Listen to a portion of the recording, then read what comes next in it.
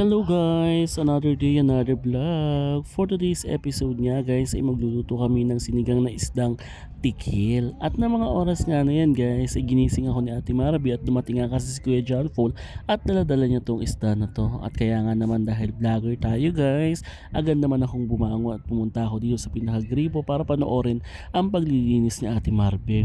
Ang ganitong klase ng isda guys ay bihira lang talaga ako makakatikim, and honestly speaking guys, this is my first time po talaga na makakatikim ako nitong isdang tikil kasi hindi talaga siya familiar sa akin. At ayan nga guys, ginet-get na siya ni Ate Marby at mukha siyang malaman. So sabi ko nga gusto ko sana itong ulo, pero dahil paborito rin ni John Paul, syempre mag-giveaway na lang ako, siya naman yung nakahuli guys. Ako naman ay nagbibideo lang. At sa mga oras nga na yan, tinulungan ko na si Ate Marby na ilagay yung ginagayat niya dito sa ating lalagyan para mahugasan ito mamaya. Ang ganitong klase ng isda guys ay tinanong ko sila kung malangsa ba ito, hindi naman daw. At nga mga oras na yan guys, ako nga pala ay nagready na rin itong dahong pichay na dala ko. Ito yung ilalagay natin guys, sinanggalan ko lang ng pinaka dulo niya at para mamaya ilalagay na natin siya sa ating sinigang na tikil. Kapag ako nga pala guys ay nagluluto ng sinigang ng isda, bihira ako maglagay ng luya. Pero yung iba kasi ay naglalagay sila ng luya para daw matanggal yung langsa, pero dahil sabi nga nila hindi naman daw malansa itong isda na to, medyo hindi lang talaga ako nasanay guys sa mga pagkain na may luya. Talagang pagdating sa sinigang parang hindi ko bet na meron siyang luya. Iba-iba kasi talaga tayo ng panlasa. At sa mga oras nga na yan guys, nagpakulo lang ako ng tubig at nung medyo kumulo-kulo na siya, nilagay na namin itong isda. So kung mapapansin nyo guys, napakasarap nitong isigang kasi nga sariwa ito. Kayo guys, anong luto ang ginagawa nyo sa ganitong isda kung meron mga isda ganito sa lugar ninyo?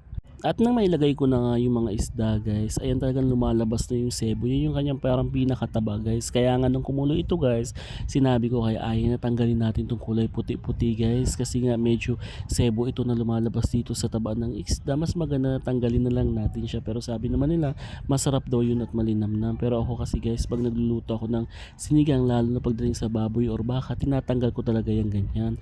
At nang kumulo na nga yung ating sinigang, nilagay ko na agad yung sinigang na isda para mas manuot yung lasa niya at hinayaan ko lang itong kumulo ng kumulo. Ang mga ganitong klase ng isda guys, lalo kapag sinisigang natin sila, hindi naman natin kailangan pakuluan ng matagal kasi nga ito guys ay malaman at malambot lang. At sa mga oras nga na yan ay nilagay ko na itong pichay at hinayaan ko lang siyang kumulo para mas ma-absorb niya yung lasa ng mga nilagay nating ingredients. At nilagyan din natin yan guys ng siling labuyo, 2 piraso. Ito po kasi guys ay dala-dala ko pa. So mahilig talaga kami guys kumain na may mga maanghang. At nang kumulo na nga ito guys, siya-Nicole, kung malambot na ba yung pechay natin.